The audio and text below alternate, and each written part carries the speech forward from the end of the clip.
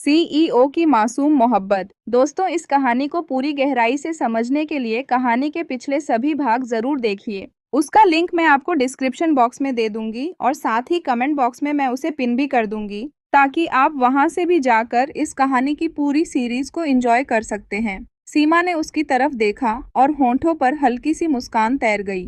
मानना पड़ेगा विहान को, उसने ऐसे कहा जैसे तारीफ कर रही हो। विहान वाकई कमाल का डांसर है और ऊपर से इतना ज्यादा रोमांटिक। कशिश के चेहरे पर भी अनायास ही एक हल्की मुस्कान आ गई। उसे लगा शायद यह बातचीत यहीं खत्म हो जाएगी, लेकिन सीमा रुकी नहीं। उसकी आंखों में अब तारीफ नहीं, बल्कि कुछ और था। एक बात कहूं कशिश, उसने आवाज में बनावटी नरमी भरते हुए कहा। बुरा मत मानना तुम। कशिश कुछ बोल पाती, उससे पहले ही सीमा आगे बढ़ चुकी थी। डांस तो विहान बहुत अच्छा कर रहा था, लेकिन उसके साथ तुम। सीमा ने कशिश को ऊपर से नीचे तक देखा, जैसे किसी चीज का मुआयना कर रही हो। तुम बिल्कुल भी फिट नहीं लग रही थी विहान के साथ। कशिश की मुस्कान वहीं जम गई। मेरा मतलब तुम दोनों कपल हो, ये तो सब जानते हैं, सीमा बोली। लेकिन क्या तुमने कभी खुद को आईने में विहान के साथ देखा है? उसका लहजा अब साफ चुभने लगा था। जरा खुद को देखो, उसने हंसते हुए कहा। ये सादगी, ये संकोच, ये हर वक्त सिमटी सी नजाकत, पूरा का पूरा बिल्कुल बहन जी वाइब। हर शब्द कशिश के दिल पर धीरे धीरे उतर रहा था, जैसे कोई नुकीली चीज। विहान कपूर जैसे आदमी के साथ तो, सीमा ने बात को और गहरा किया, उसके साथ तो ऐसी लड़की होनी चाहिए जिसमें ठहराव नहीं, आग हो, स्टाइल हो, एटीट्यूड हो। वह एक पल रुकी, फिर लगभग लापरवाही से बोली, लड़कियों की कमी नहीं है उसकी जिंदगी में, एक से बढ़कर एक हैं। कशिश अब कुछ सुन नहीं पा रही थी, लेकिन शब्द रुक भी नहीं रहे थे। मुझे तो ये समझ नहीं आता कि उसने तुमसे शादी क्यों की। सीमा ने कंधे उचका दिए। शायद जल्दबाजी में हाँ बोल दी होगी। अगर वो तुम्हें सच में ध्यान से देख लेता तो यकीन मानो खुद ही इस शादी से पीछे हट जाता। बस यही वो वाक्य था। उस पल कशिश की सांस जैसे कहीं अटक गई। दिल की धड़कन धीमी पड़ गई और दिमाग अनचाहे ही पीछे चला गया। कपूर मेंशन का वो दिन, जब विहान अपने माता पिता के साथ उसे देखने आया था और जब कुछ देर के लिए वे दोनों अकेले थे। उसने कितनी ठंडी आवाज में कहा था कि वह इस शादी से मना नहीं कर सकता, लेकिन चाहता है कि कशिश खुद इनकार कर दे। उसने वजह नहीं बताई थी, बस इतना कहा था कि ये शादी नहीं होनी चाहिए। कशिश ने तब उसकी बात नहीं मानी थी, और आज सीमा के शब्द उसी पुराने जख्म को फिर से कुरेद रहे थे। अब मुझे देखो, सीमा ने खुद की ओर इशारा किया। मेरा स्टाइल, मेरी ड्रेसिंग, मेरा कॉन्फिडेंस, मेरा लुक, जहां जाती हूँ लोग वहीं ठहर जाते हैं। उसकी आंखों में घमंड खुलकर चमक रहा था। अगर मेरी जैसी लड़की विहान के साथ होती, उसने मुस्कुराकर कहा, तो आज सारी नजरें सिर्फ हम पर होती। ये फिर उसने अंतिम वार किया। लेकिन तुम दोनों को लोग ऐसे देख रहे थे जैसे कुछ गलत देख लिया हो। कशिश अब और नहीं देख पाई। उसने चुपचाप अपना सिर झुका लिया। शब्द खत्म हो चुके थे, लेकिन उनके निशान बहुत गहरे थे। ऐसा बिल्कुल नहीं था कि कशिश सीमा को जवाब नहीं दे सकती थी। वह चाहती तो अपने शांत, मासूम लहजे में बहुत कुछ कह सकती थी। शब्द उसके भीतर थे, तर्क भी थे, आत्मसम्मान भी था, लेकिन फिर भी उसके होंठ जैसे सिल गए थे। शायद इसलिए क्योंकि सीमा की बातें कहीं न कहीं उसके मन के उन कोनों को छू रही थीं, जिन्हें वह अब तक खुद से भी छुपाए हुए थी। और सच कहें तो कोई ठोस वजह भी तो नहीं थी कि विहान उसे पसंद करे। न उसकी चकाचौंध थी, न उसका आत्मविश्वास दिखावे वाला था, न ही वह भीड़ में अलग चमकने की कोशिश करती थी। सीमा के होंठों पर एक तिरछी, व्यंग्य से भरी मुस्कान फैल गई। खैर, उसने जैसे अफसोस जताते हुए कहा, अब मैं क्या ही कहूँ तुमसे। फिर उसने गहरी सांस ली, मानो कोई बड़ा सच कहने जा रही हो। काश विहान की किस्मत थोड़ी बेहतर होती। उसकी नजरें कशिश पर टिक गईं। और काश तुम थोड़ी स्टैंडर्ड वाली होती। कशिश का दिल जोर से धड़क उठा। मानती हूँ, सीमा बोली, तुम्हारे चाचा बड़े आदमी हैं, बहुत पैसा है उनके पास। फिर वह हंसी, ठंडी, बेरहम हंसी। लेकिन सिर्फ पैसे से क्लास नहीं आती डियर। उसकी आंखें अब खुलकर जज कर रही थीं। लुक एट यू, उसने कहा, दिखने में भी वही बहन जी टाइप, और सोच, पूरी मिडिल क्लास। हर शब्द जैसे कशिश के वजूद को छोटा करता जा रहा था। काश विहान की किस्मत इतनी खराब न होती। सीमा ने सिर हिलाया, जैसे किसी बहुत बड़े नुकसान पर अफसोस कर रही हो। यह कहकर वह कुछ पल यूं ही कशिश को देखती रही, एक ऐसी नजर से जिसमें न हमदर्दी थी न गुस्सा, सिर्फ दया और तिरस्कार। फिर वह पलटी और बिना पीछे देखे वहां से चली गई। उसके जाते ही कशिश की आंखों से आंसू फिसल पड़े। वह खुद से ही बुदबुदाई, क्या सच में? क्या वो मुझसे इसलिए प्यार नहीं करते क्योंकि मैं उनकी स्टैंडर्ड की नहीं हूँ? उसकी आवाज कांप रही थी। क्योंकि मैं सीमा जैसी स्टाइलिश नहीं हूँ? क्योंकि मैं वैसे कपड़े नहीं पहनती, वैसे हंसती नहीं, वैसे चलती फिरती नहीं? हर सवाल के साथ उसका दिल और भारी होता जा रहा था। क्या मैं उन्हें इसलिए पसंद नहीं क्योंकि मैं ज्यादा मॉडर्न नहीं हूँ? और फिर वह रो पड़ी। ऐसा रोना जिसमें आवाज कम और टूटन ज्यादा होती है। कुछ पल वह वहीं खड़ी रही, बिल्कुल खाली, बिल्कुल अकेली। फिर खुद को समेटते हुए वह अंदर आई, सीधे अपने कमरे की तरफ बढ़ी, लेकिन कदम ठिठक गए। उसकी नजर बालकनी पर पड़ी। वहां विहान खड़ा था, हाथ में सिगरेट, धुएं में डूबा हुआ। वह उसे अच्छी तरह जानती थी। जब भी वह बहुत गुस्से में होता या अंदर से बुरी तरह टूटा होता, तो यूं ही सिगरेट पीना शुरू कर देता था। कशिश धीरे धीरे अंदर गई और जाकर उसके सामने खड़ी हो गई। सुनिए, उसकी आवाज बहुत धीमी थी। मुझे आपसे कुछ पूछना है। इतना कहना ही था कि विहान ने अचानक अपना हाथ रेलिंग पर जोर से मारा। लेकिन मुझे अभी तुमसे कोई बात नहीं करनी कशिश। उसकी आवाज में जहर था। फिर उसने पलटकर उसकी तरफ देखा, आंखों में गुस्सा और शायद कुछ ऐसा भी जो वह खुद नहीं समझ पा रहा था। यहाँ से चली जाओ कशिश, वह लगभग चिल्लाया, वरना मैं कुछ ऐसा बोल दूंगा जो तुम्हें बहुत बुरा लगेगा। उसका यह रूप देखकर कशिश सिहर गई। फिर भी उसने हिम्मत जुटाई। बस एक बार, उसने कांपती आवाज में कहा, मेरी बात सुन लीजिए। मुझे आपसे सिर्फ एक छोटी सी बात पूछनी है, उसके बाद मैं आपको बिल्कुल परेशान नहीं करूंगी। लेकिन उसकी बात पूरी भी नहीं हो पाई। विहान और भड़क उठा, तुम्हें सुनाई नहीं देता क्या? उसकी आवाज बालकनी में गूंज गई। मैं तुमसे क्या कह रहा हूँ? उस पल कशिश को समझ आ गया, कुछ सवाल ऐसे होते हैं जिनके जवाब मिलने से पहले दिल बहुत बुरी तरह टूटता है। मैंने कहा ना, मुझे तुमसे कोई बात नहीं करनी। उसकी आवाज अब सिर्फ सख्त नहीं थी, वह चिल्लाहट में बदल चुकी थी। क्यों नहीं चली जाती तुम यहाँ से? उसने एक कदम आगे बढ़ते हुए कहा। जब एक बार कह दिया चली जाओ तो मतलब साफ होता है, चली जाओ। हर शब्द कशिश के दिल पर जोर से पड़ रहा था। उसकी आंखों से आंसू फिसलने लगे। वह रोते हुए बोली, आप इतना गुस्सा क्यों कर रहे हैं मुझ पर? उसका सवाल पूरा भी नहीं हुआ था कि वह और तेज आवाज में चिल्लाया, क्योंकि मैं ऐसा ही हूँ। उसकी आंखें लाल हो चुकी थीं। मैं ऐसा ही हूँ कशिश। अगर तुम्हें पसंद नहीं तो चली क्यों नहीं जाती? उसने एक कड़वाहट भरी सांस ली। मैंने तुम्हें यहाँ जबरदस्ती तो नहीं रोका है ना? तो फिर क्यों टिकी हुई हो मेरी जिंदगी में? उसके शब्द अब बेरहम हो चुके थे। चली जाओ, मेरी जिंदगी से निकल जाओ। वह उसकी तरफ देख रहा था, लेकिन जैसे उसे देख भी नहीं रहा था। क्यों मेरे करीब आती हो तुम? उसकी आवाज अचानक लड़खड़ा गई। क्यों मुझे वो एहसास दिलाती हो? वह एक पल के लिए रुक गया, जैसे कुछ कहने वाला था लेकिन कह नहीं पाया। सिर्फ गहरी बेकाबू सांसें। कशिश कांपती आवाज में बोली, क्या आप सच में चाहते हैं कि मैं आपको छोड़कर चली जाऊं? उसने एक लंबी सांस ली, फिर उसकी आंखों में सीधे देखते हुए कहा, हाँ, चली जाओ, हमेशा के लिए चली जाओ, मेरा पीछा छोड़ दो, मेरी जिंदगी से निकल जाओ। यह कहते ही उसने अपना चेहरा दूसरी तरफ मोड़ लिया, जैसे अब वह उसका टूटना देख भी नहीं सकता था। और उसी पल कशिश के कानों में सीमा की बातें और उसके शब्द दोनों एक साथ गूंजने लगे। उसने कांपते हाथों से अपने आंसू पोंछे और बिना कुछ कहे वह वहां से मुड़ गई।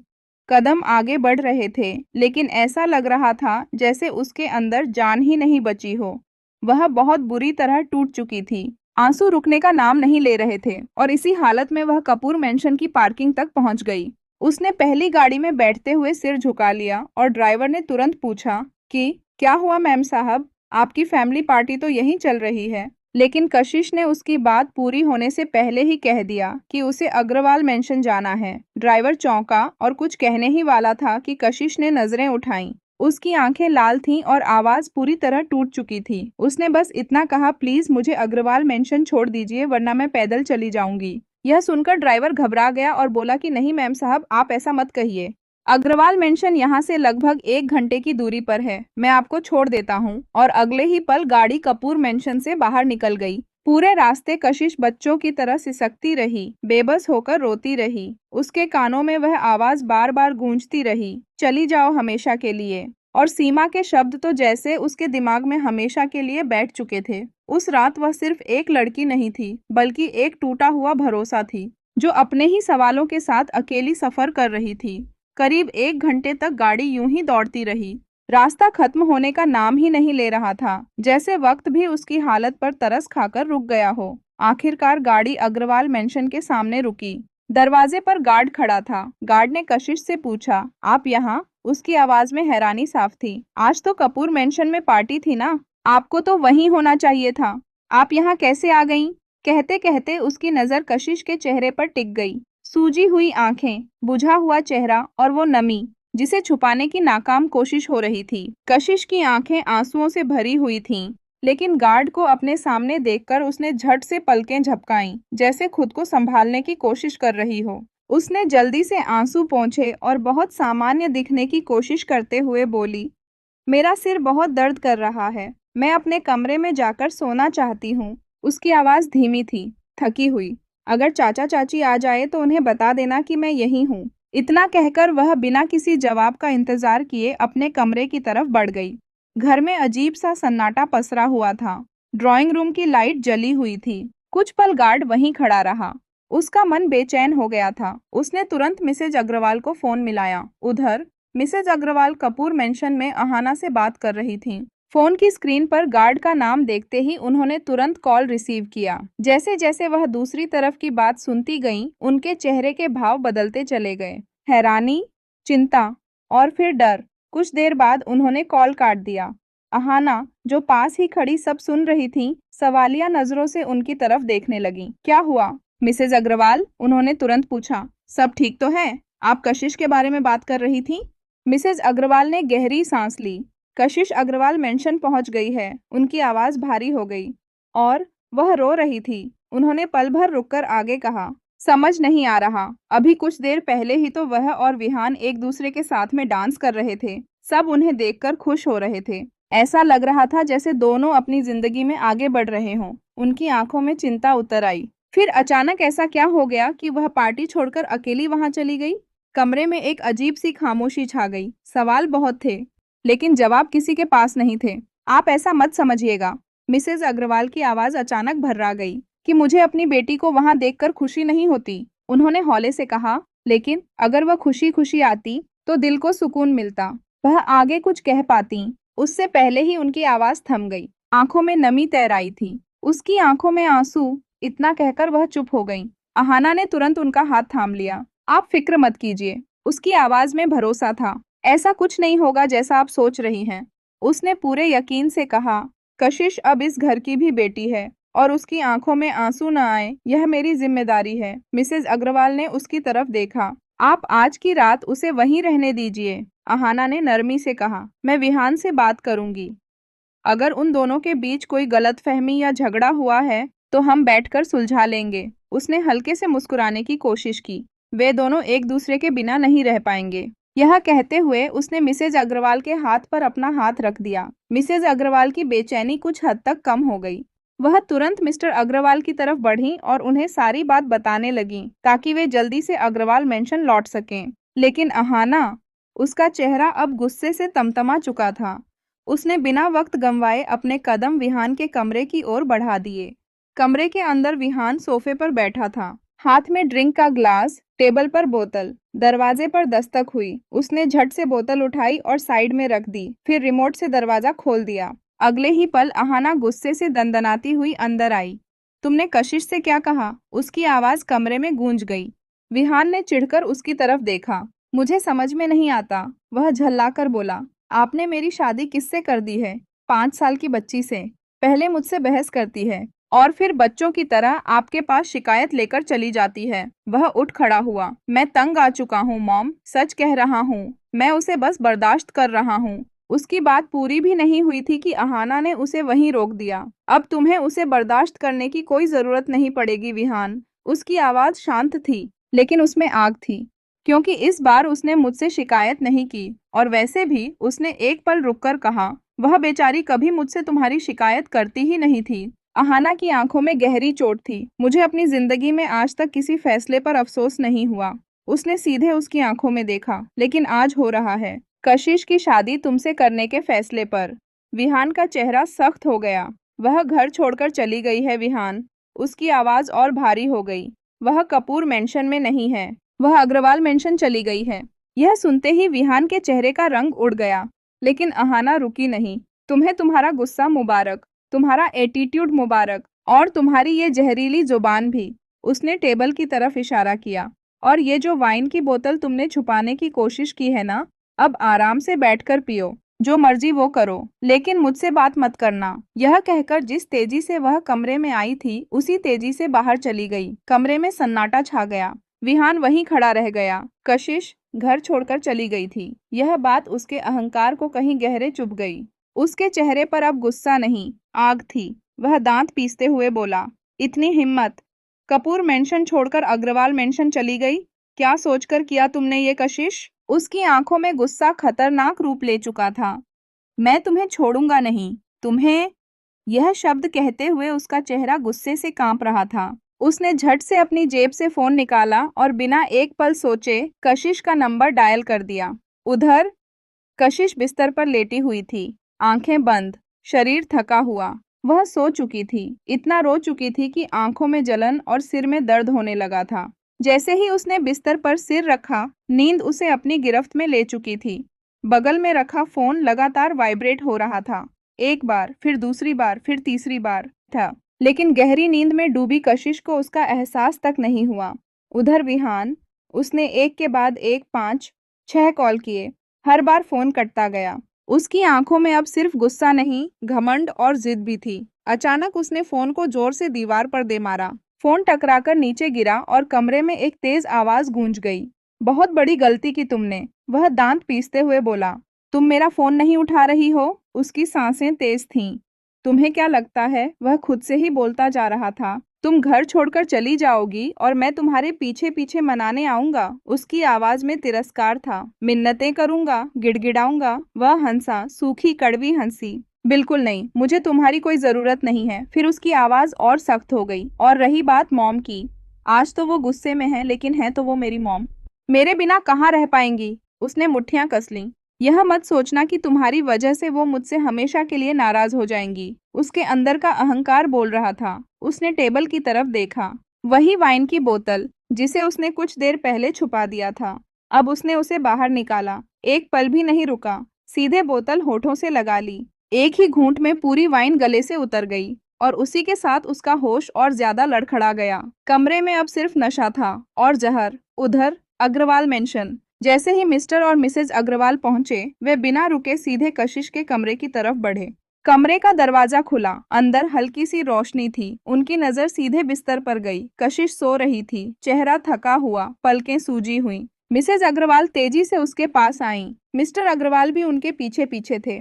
मिसेज अग्रवाल बिस्तर के किनारे बैठ गईं और प्यार से कशिश के बालों को सहलाने लगीं। तभी उनकी नजर चादर पर गई।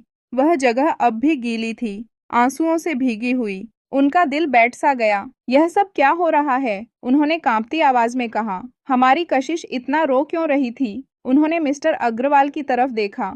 इस हालत में यहाँ आई है तो जरूर कोई बहुत बड़ी बात हुई होगी। उनकी आवाज में डर था। मुझे मुझे हमारी बच्ची के लिए बहुत डर लग रहा है। मिस्टर अग्रवाल ने उनका हाथ थाम लिया। फिक्र मत करो, उन्होंने धीमे लेकिन भरोसे से कहा।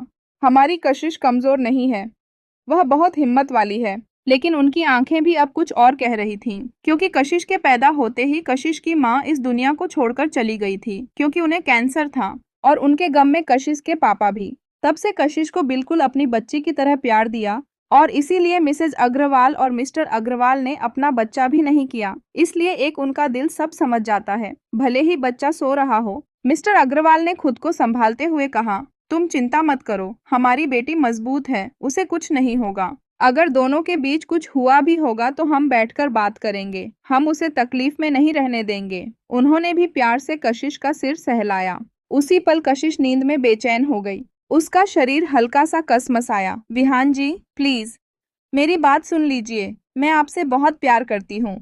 नींद में कहते कहते उसने तकिए को अपने सीने से और कसकर जकड़ लिया, जैसे वही उसका सहारा हो, जैसे वही उसे टूटने से बचा रहा हो। चाचा चाची की आंखों में नमी उतर आई। दोनों चुप थे, क्योंकि कुछ दर्द ऐसे होते हैं जिन पर शब्द भी हार मान लेते हैं। उधर अहाना लगातार अभय की तरफ देख रही थी, आंखों में डर, दिल में बेचैनी। अभय ने गहरी सांस ली। लेकिन हम उसे लेने जाएंगे कैसे? तुम जानती हो कशिश कैसी है, वो बहुत मासूम है। मान लो हम चले भी गए, तो क्या वो हमारे साथ लौट कर आएगी? वो विहान से नाराज होकर गई है। अहाना रोते हुए बोली, वो हमसे नाराज नहीं है। अगर हम जाएंगे तो वो हमारे साथ जरूर आएगी। फिर टूटते हुए बोली, मुझे कशिश इस घर में वापस चाहिए। अगर वो यहाँ नहीं आई तो मैं भी यहाँ नहीं रहूंगी। उसकी बात पर अभय के चेहरे पर हल्की सी मुस्कान आ गई। इतना सच्चा सास बहू वाला प्यार उसने पहली बार देखा था। वो उसके पास आया, उसका चेहरा थामते हुए बोला, मैं वादा करता हूँ, हमारी कशिश हमारे साथ ही रहेगी। बस मुझे थोड़ा वक्त दो, कल सुबह मैं विहान से बात करूंगा। अहाना गुस्से से बोली, उस विहान की तो टांगें तोड़ देने का मन कर रहा है। इतनी मासूम बच्ची का दिल दुखा दिया उसने। उसे दुनिया की समझ ही नहीं है। और ये एटीट्यूड वाले साहब।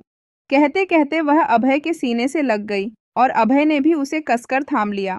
वहीं दूसरी तरफ विहान सोफे पर बैठा सिगरेट पी रहा था। कब धुएं के बीच उसकी आंखें बंद हो गईं, उसे खुद नहीं पता चला। हद से ज्यादा नशा था, इतना कि उसे ये भी याद नहीं रहा वो कहाँ है। सिगरेट जलती हुई नीचे गिर चुकी थी और वो गहरी नींद में डूब चुका था। सुबह तेज सिरदर्द के साथ विहान की आंखें खुलीं। कल रात का नशा अब उसके सिर में तांडव मचा रही थी। उसने बड़ी मुश्किल से आंखें खोलीं और पूरे कमरे पर नजर दौड़ाई। और यहीं से अगला तूफान शुरू होने वाला था। जब उसकी आंख खुली, कमरा वैसा ही था, लेकिन कुछ कमी थी। कशिश कहीं नहीं थी। सुबह होते ही उसे कशिश को देख लेने की एक अजीब सी आदत पड़ चुकी थी। वो चुपचाप आती, चूड़ियों की हल्की सी खनक उसकी मौजूदगी का ऐलान कर देती। आज कुछ भी नहीं था। उसने फिर से आंखें बंद कर लीं और बिना सोचे सोफे पर ही खुद को फैला लिया। शरीर को चैन नहीं था। सोफे की सख्ती जैसे उसे हर पल चुभ रही थी। नींद तो आई नहीं, मगर करीब 5 से 7 मिनट वो यूं ही पड़ा रहा। फिर अचानक उठकर बिस्तर की तरफ बढ़ा। नजरें फिर से उसे ढूंढने लगीं। वॉशरूम का दरवाजा खोला, अंदर झांका, खाली। उसने सोचा शायद नीचे होगी। वो वापस बिस्तर पर लेट गया और जाने कैसे करीब 1 घंटा फिर से यूं ही निकल गया। जब अगली बार आंख खुली तो उसकी नजर सीधे दीवार पर लगी घड़ी पर पड़ी। 11 बज चुके थे, लेकिन विहान के चेहरे पर अब पूरे 12 बज चुके थे। वो झटके से उठकर बैठ गया। मैं इतनी देर तक कैसे सोता रहा? उसकी आवाज में झुंझलाहट थी। वो मुझे उठाने क्यों नहीं आई? आते ही चूड़ियों की आवाज से शोर मचा देती थी। एक पल रुककर बोला, आज क्या उसकी चूड़ियां टूट गई हैं? गुस्सा था, लेकिन कहीं ना कहीं उस गुस्से के नीचे एक खालीपन भी था। तभी उसके कानों में कल रात की आवाजें गूंजने लगीं। अहाना के शब्द एक एक करके उसके जहन में उतरने लगे। उसने अपने सिर पर हाथ रख लिया, चेहरे के भाव बदलने लगे। अब उसे समझ आया कि दोपहर होने को है, लेकिन अब तक किसी ने उसे जगाया क्यों नहीं। वो बिना देर किए बिस्तर से उठा, कपड़े उठाए और वॉशरूम में चला गया। करीब 20 मिनट में वो तैयार होकर सीढ़ियों से नीचे उतरा। उसकी नजरें अपने आप चारों तरफ घूमने लगीं। साफ दिख रहा था, वो उसे ढूंढ रहा था। दिल की धड़कन अनचाहे तेज हो गई। तभी सामने अहाना खड़ी दिखाई दी। उसने सीधे उसकी तरफ देखा और ठंडे लहजे में बोली, नहीं है वो जिसे तुम्हारी निगाहें ढूंढ रही हैं। वो आज यहाँ नहीं है, अपने मायके चली गई है और अब वहीं रहेगी। फिर एक पल रुककर बोली, और हाँ, फिक्र मत करो, अब मैं भी तुम्हें उसे वापस लाने के लिए कभी नहीं कहूंगी। अहाना की बात सुनते ही उसका चेहरा पूरी तरह भावहीन हो गया। न गुस्सा, न हैरानी, न अफसोस, कुछ भी नहीं। वो 2 कदम आगे बढ़ा और बोला, मैंने भी आपको कब कहा है कि मैं उसे लेने जाऊंगा? अगर वो खुद गई है तो खुद ही वापस आ जाएगी, और अगर नहीं आना होगा तो उसकी मर्जी। उसकी आवाज में अहंकार था, लेकिन कहीं ना कहीं खुद को समझाने की कोशिश भी। विहान कपूर किसी को मजबूर नहीं करता। यह बोलते ही वो पलटा और बिना पीछे देखे घर से बाहर निकल गया। पीछे खड़ी अहाना उसे गुस्से से देखती रह गई। उसे नहीं पता था कि जिस आदत को वो आज अहंकार में ठुकरा रहा है, वही आदत बहुत जल्द उसकी रग रग में दर्द बनकर उतरने वाली है। विहान अपने केबिन में बैठा था। लैपटॉप खुला हुआ था, फाइलें स्क्रीन पर थीं, लेकिन उसका दिमाग कहीं और भटका हुआ था। वह काम करना चाहता था, पर हाथ कुछ और कर रहे थे। कर्सर बार बार एक ही लाइन पर अटक जाता, जैसे दिमाग आगे बढ़ने से इनकार कर रहा हो। आखिरकार झुंझलाकर उसने लैपटॉप का ढक्कन बंद कर दिया, कुर्सी पर पीछे की तरफ झुका और इंटरकॉम दबाया। असिस्टेंट को भेजो। कुछ ही पल में दरवाजा खुला और उसकी असिस्टेंट अंदर आई। मीटिंग कितने बजे की है? उसने बिना उसकी तरफ देखे पूछा। असिस्टेंट की आवाज हल्की कांप रही थी। सर, मीटिंग तो आपने थोड़ी देर पहले कैंसिल कर दी थी। यह सुनते ही विहान की गर्दन सख्त हो गई। क्या? उसकी आवाज में गुस्सा उभर आया। तुमने इतनी इम्पोर्टेंट मीटिंग कैंसिल कर दी? असिस्टेंट घबरा गई। सर, मैंने वही किया जो आपने कहा था। मैं जानती हूँ वो मीटिंग कितनी जरूरी थी, इसलिए मैंने आपसे 2 बार कंफर्म किया था। लेकिन आपने कहा था कि जो कहा जाए चुपचाप कर दो। और अगर सवाल किया तो नौकरी से निकाल दोगे। इतना कहकर उसने सिर झुका लिया। विहान के जबड़े गुस्से से कस गए। तो अगर मैं तुम्हें दिन को रात कह दूं, तो तुम वो भी कर दोगी? इतनी हैसियत है तुम्हारी? उसकी आवाज तेज नहीं थी, लेकिन तीर की तरह चुभ रही थी। असिस्टेंट की आंखें झुक गईं। वह कुछ बोल नहीं पाई। विहान ने गहरी सांस ली, सिर पीछे कुर्सी से टिका दिया और थकी हुई आवाज में बोला, चली जाओ यहाँ से। असिस्टेंट हिचकिचा गई। वह खड़ी ही रही। उसे डर लग रहा था, अगर चली गई तो कहीं बाद में इसी बात पर फिर से डांट न पड़े। कुछ सेकंड तक कमरे में सन्नाटा रहा। विहान ने आंखें खोली और उसे घूरते हुए बोला, तुम्हें सुनाई नहीं देता या मैं खुद तुम्हें धक्के मारकर बाहर निकालूं? बस इतना सुनना था। असिस्टेंट बिना पलटे तेज कदमों से बाहर निकल गई। दरवाजा बंद हुआ। विहान फिर से कुर्सी पर ढह सा गया, सिर पीछे टिकाया और आंखें बंद कर लीं। और जैसे ही आंखें बंद हुईं, उसके सामने कशिश का चेहरा उभर आया। कभी मुस्कुराती हुई, कभी नाराज होकर हल्का सा मुंह बनाती हुई। कल पूरा दिन वह उससे ऐसे ही पेश आई थी। वो जब भी उसकी तरफ देखता, वह बिना कुछ कहे बस मुंह बना लेती। और वह अदा आज उसके दिमाग से निकल ही नहीं रही थी। उसे लगा जैसे किसी ने उसके सीने में हल्की सी चुभन छोड़ दी हो। अनजाने में उसका हाथ टेबल पर रखे फोन की तरफ बढ़ा। उसने फोन उठाया, स्क्रीन अनलॉक की, नाम देखा, कशिश। एक पल के लिए उसकी उंगलियां रुक गईं। फिर उसने कॉल बटन दबा दिया। उधर कशिश अपने कमरे में थी। कुछ देर पहले ही मिस्टर और मिसेज अग्रवाल कशिश से मिलने आए थे। उन्होंने प्यार से पूछा था, बेटा क्या हुआ है, तुम इतनी खामोश क्यों हो?